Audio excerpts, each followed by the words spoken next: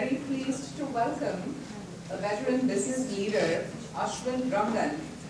He prefers to go by Ash. So Ash will be delivering our keynote address today. So can you come on over?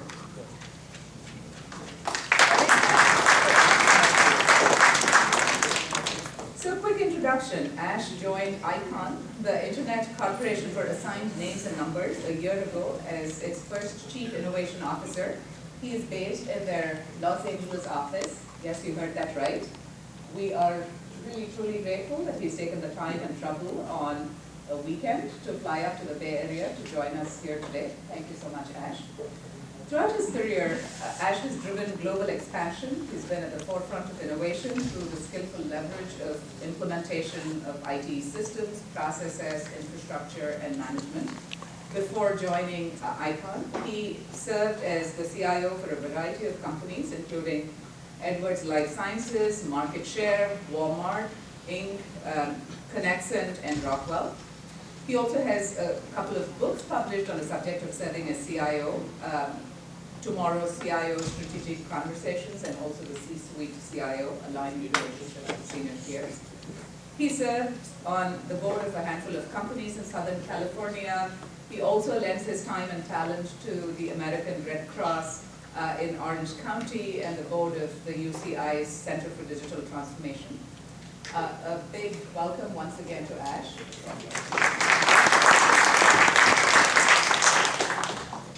Thank you very much. You can hear me? Yes. Wonderful. Well, you know, it's always tricky when you come up to the stage and this is what's on people's minds. So I'm going to try and see whether we can keep your minds away from this. You know, the story goes that a guy goes up to McDonald's, it's roughly noon, and he places his order for a hamburger. And 20 minutes later, he's still waiting while they're trying to serve people who are driving through the drive-in, check-in, check-out. So he looks at the server behind the counter and he says, "Excuse me, my order for hamburger, will it be long?" She looks at him, she says, "No, sir, it'll still be rotten." So while you wait, your lunch will still be what it is. Thank you very much. A little bit about ICANN to start with. It is pronounced ICANN and not ICON. And it's not the same ICANN as President Obama's ICANN and we can, yes we can. It's short for the Internet Corporation for Assigned Names and Numbers. We are the sole authority in the world for top-level domain names.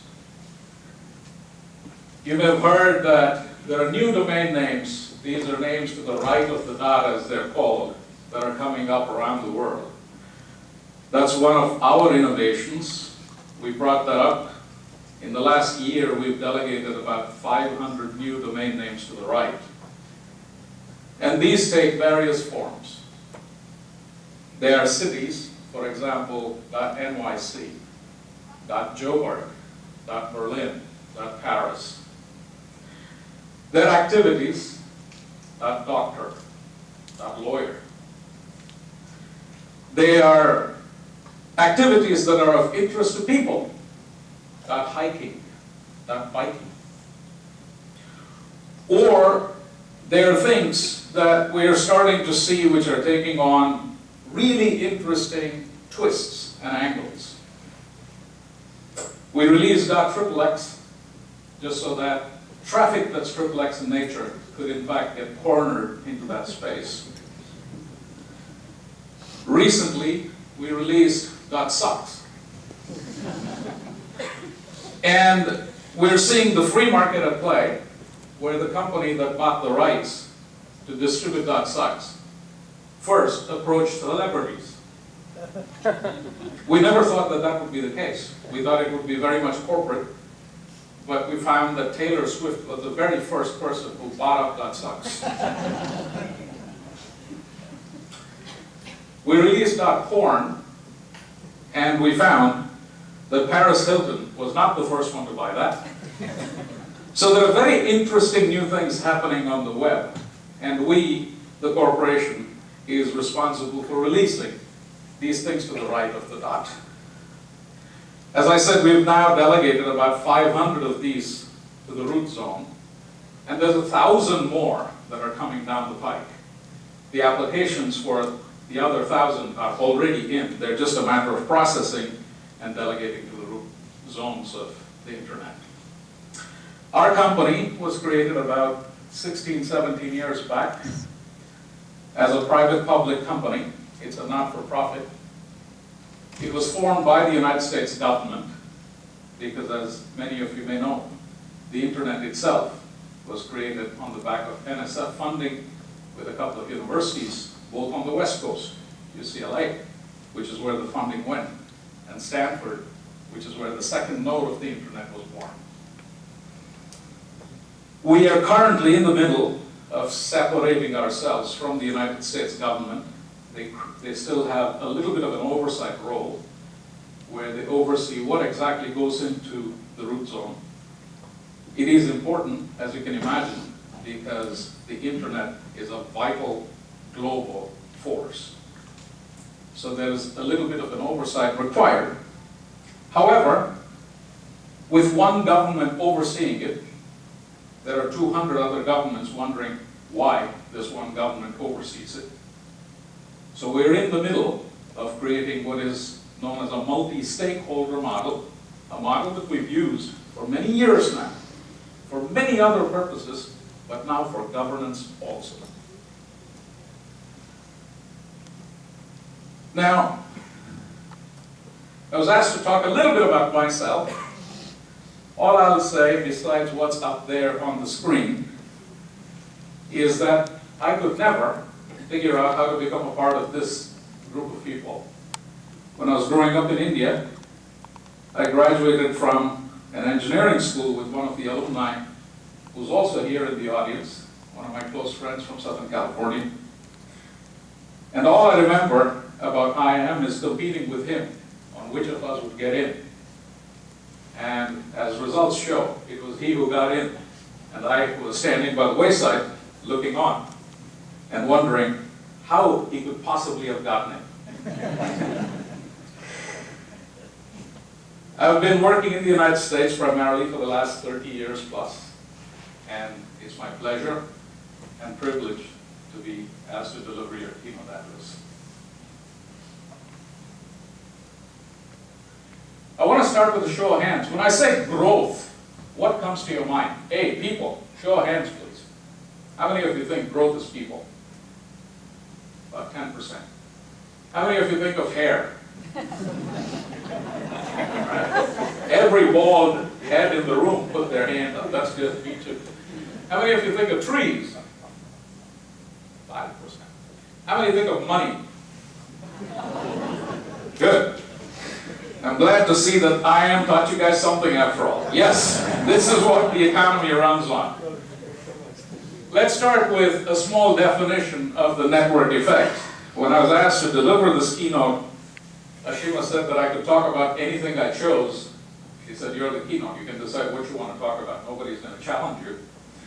But I thought I'd weave in some of these thoughts about network effects. What's up here is the definition.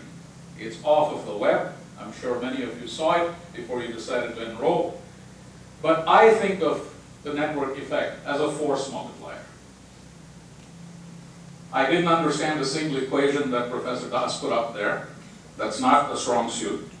Prakash, who's my colleague from engineering, will attest to the fact that when it came to math, I was the guy who never attempted.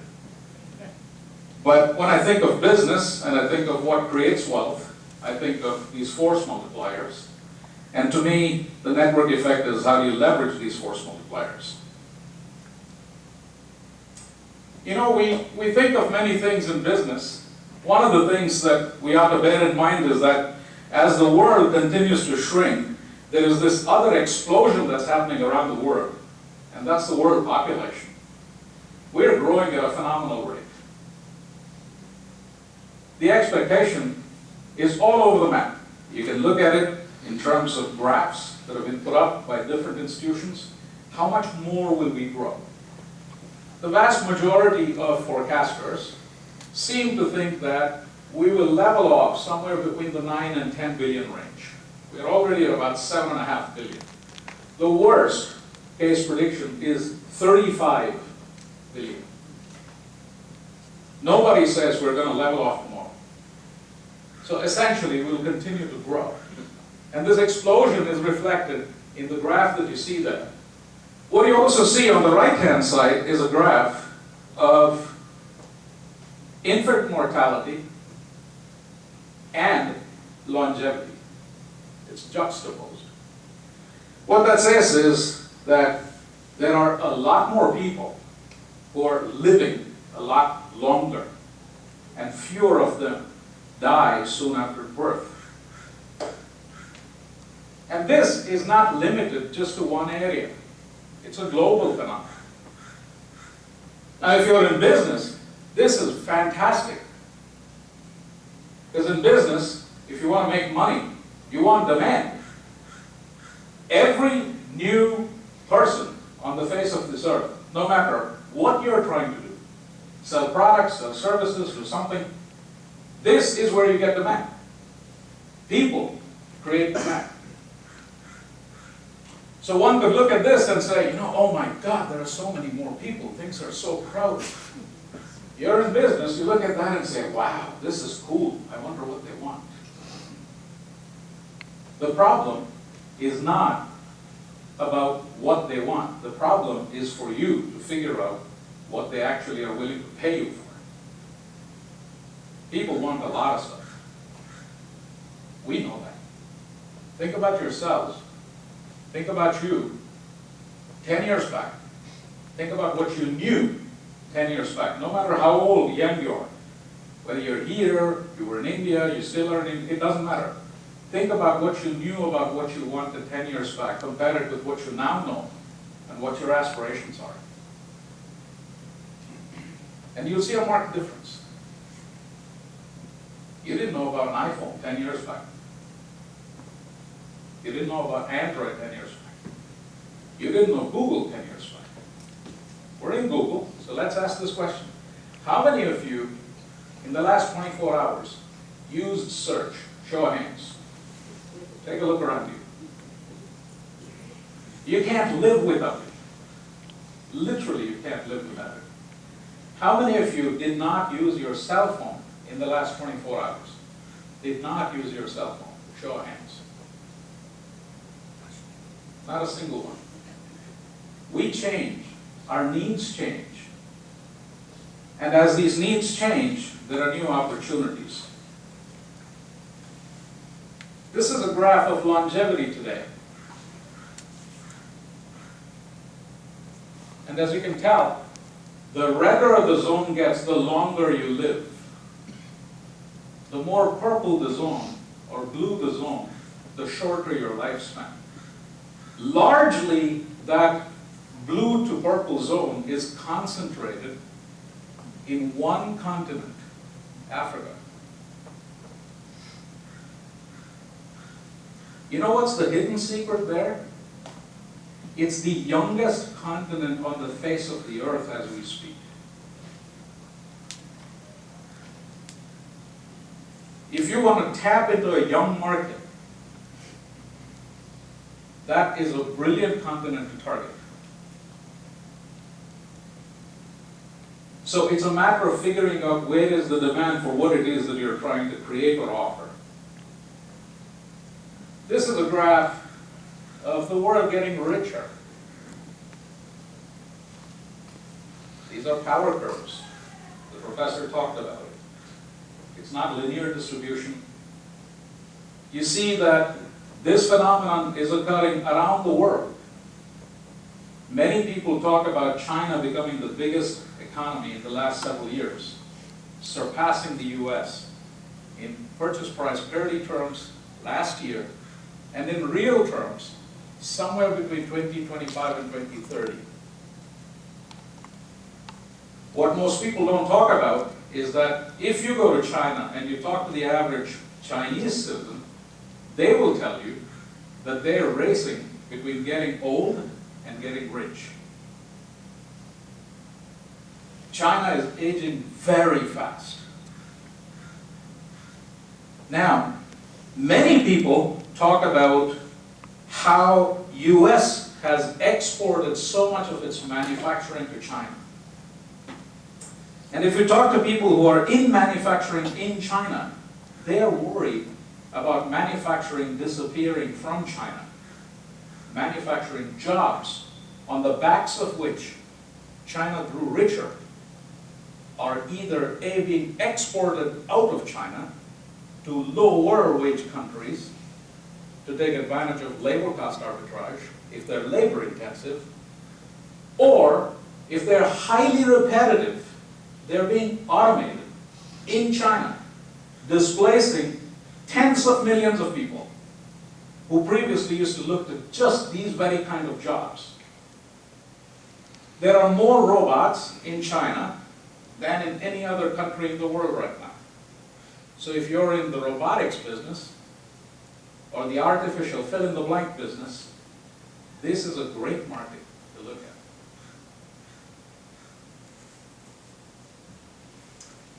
Earlier on, there was a question from Yala asking whether disparity is a matter of despair. That's a philosophical matter. Yes, there's plenty of wealth disparity. The world in general is growing richer. In general, that's a good thing. But when it comes to specific individuals, is where there is either incredible pleasure or incredible pain. I grew up in sub-Saharan Africa. And the average human life in sub-Saharan Africa is somewhere between 45 and 48 years. For a variety of reasons. When either I go back or I hear from my kinfolk who are still there, or friends who are still there, not much has changed in the last 35, 40 years. It's not that wealth has not been created, but the wealth that has been created is highly concentrated. Even though it's concentrated, those few that have concentrated the wealth there don't have an outlook on their own life that far exceeds the 45 to 48 years. Because if you're in a diseased population, it doesn't matter how wealthy you are. You will catch the disease. You're exposed to the same diseases. If crime is high, the criminal probably targets you more than anyone else. So not much has changed for them there. But it does lead to the question, doesn't it? What were force multipliers that led to this kind of disparities? Rather than talk about specific instances of force multipliers, I thought I'd take some examples of things that the world has done on a worldwide basis. This is a chart of the WTO as an example.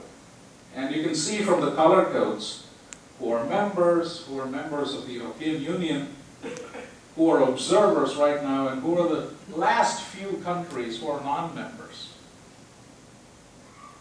I'm not going to focus on how it was formed, what they did, etc., etc. They have a history of almost 100 years. But what they eventually started to do, which is now more and more prevalent around the world, is to create a level playing field for countries to play with each other. The professor talked about force multipliers where the first few garner a lot of power, and then power axes start to get formed, where later entrants glom themselves onto these power players. What happens when something like that occurs? Well, this is what happened. This is about 60 years of data. On the left-hand side, what you see is GDP on a global basis. On the right, what you see is trade. Global GDP stands today at a staggering $77 trillion plus, compared with $5.5 trillion 60 years ago. And oh, by the way, this is adjusted. This is adjusted for inflation.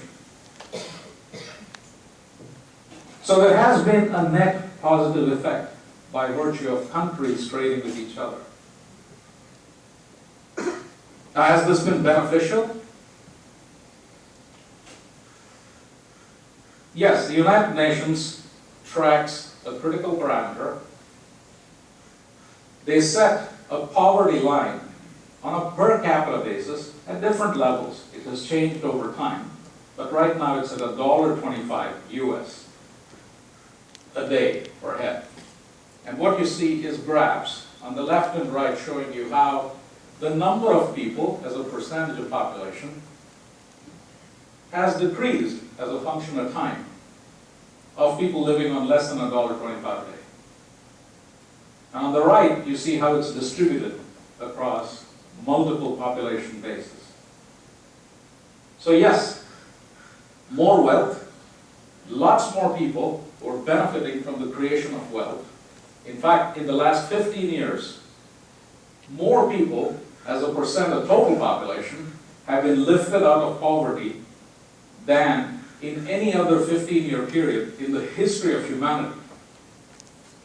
And that's because of countries like China and India becoming members of the global economy, as a result of which hundreds of millions of people are participating in many different ways.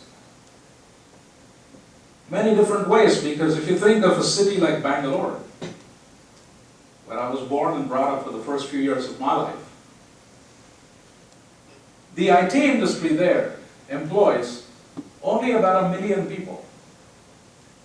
The population of the place is probably about 8 or 9.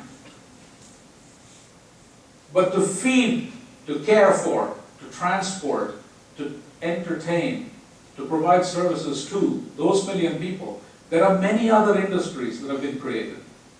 And people who participate in those are also benefiting, because these people who earn, primarily in US dollar terms, are able to then use, spend, invest that money with others who in turn benefit, who have their own needs, and who then look elsewhere to satisfy their needs and part with the money that they earn. This is how economies grow. Now, one could look at someone who is unable to, or worse yet, unwilling to engage in the economy, and look at their plight and say, and what's going on there? Well, that's where you step away from practical to philosophical. Opportunities are everywhere, though.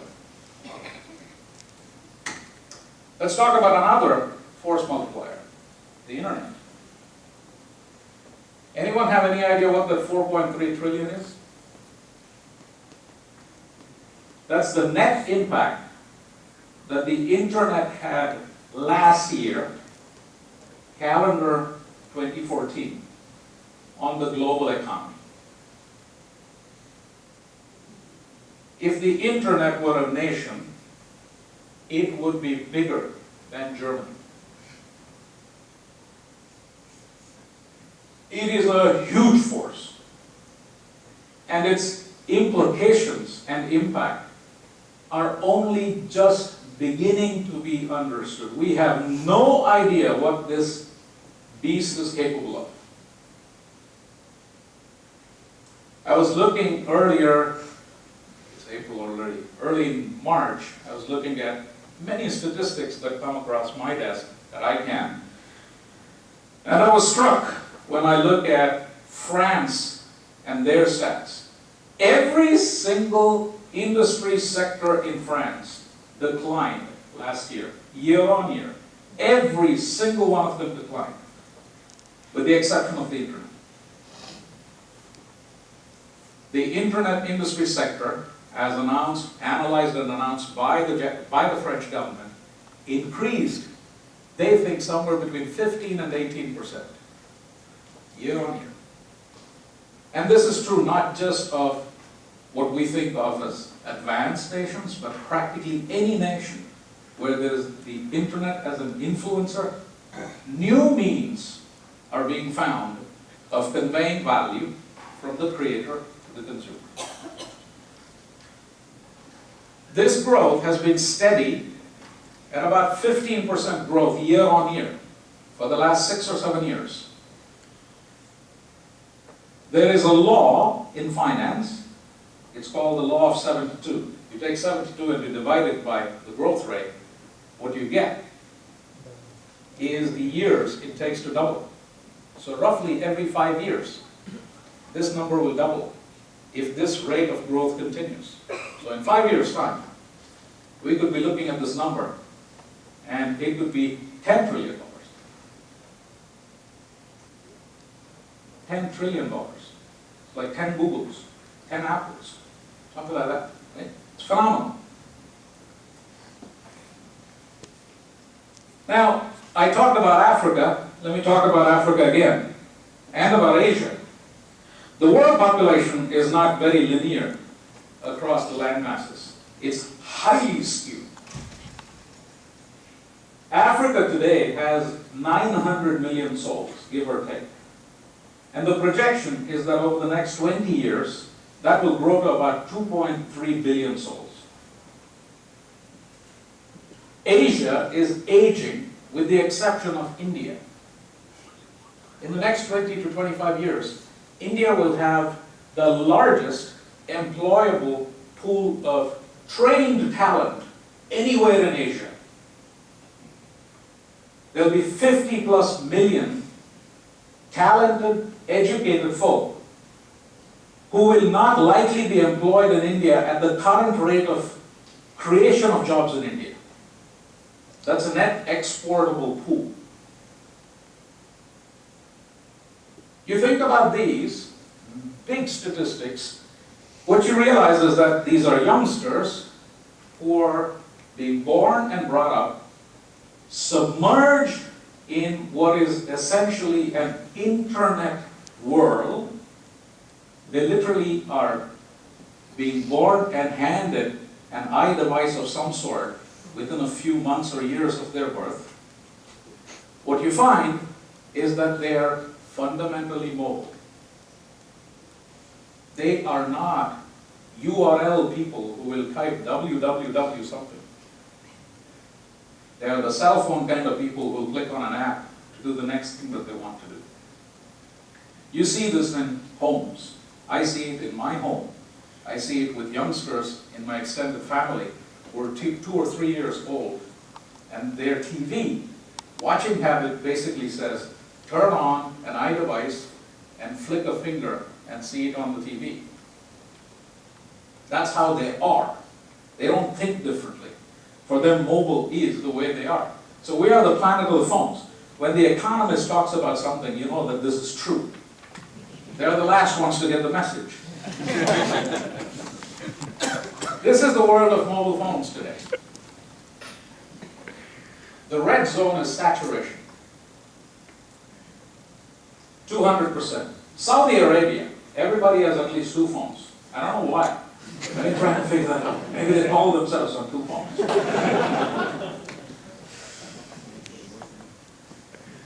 Look at Russia. They have more than 1 phone. We are approaching 100%. Look where it's green. If you're in the mobility space, you want to be in Africa. Massive land masses, exploding population, higher awareness of what's going on, and there is an opportunity.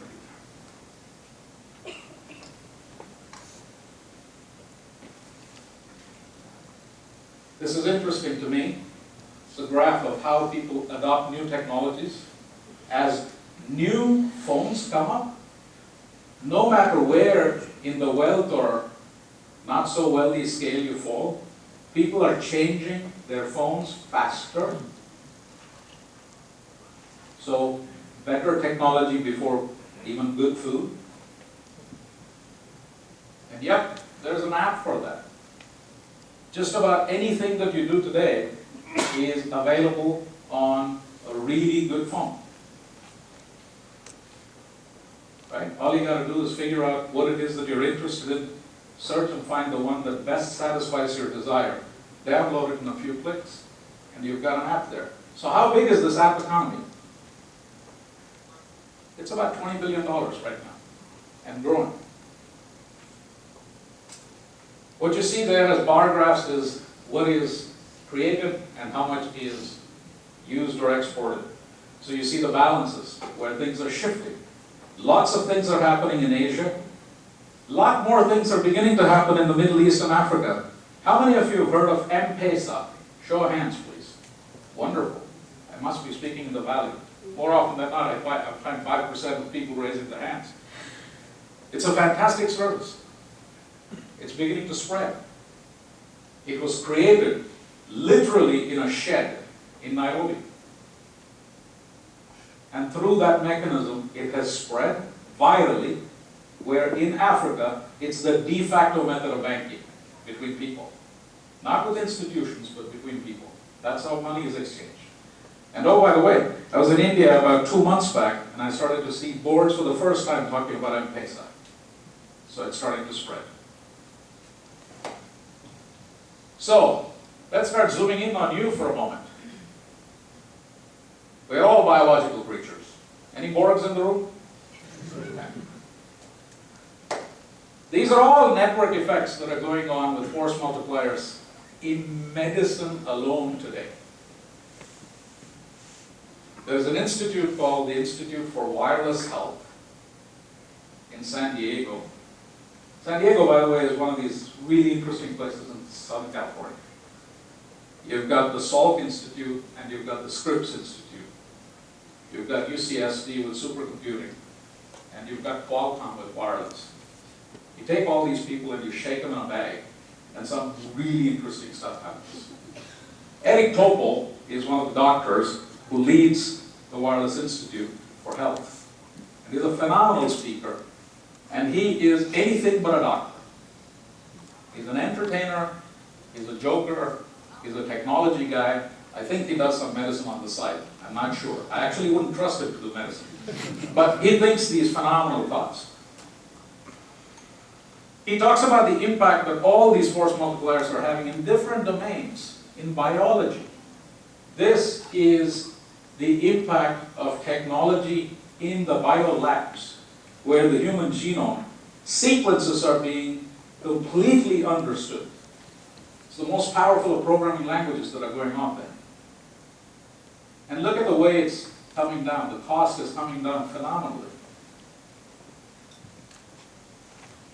When it comes to regular drugs, drug companies are looking for new molecules where the molecule is not about the population, but it's about you. This field is called pharmacogenomics, where it combines your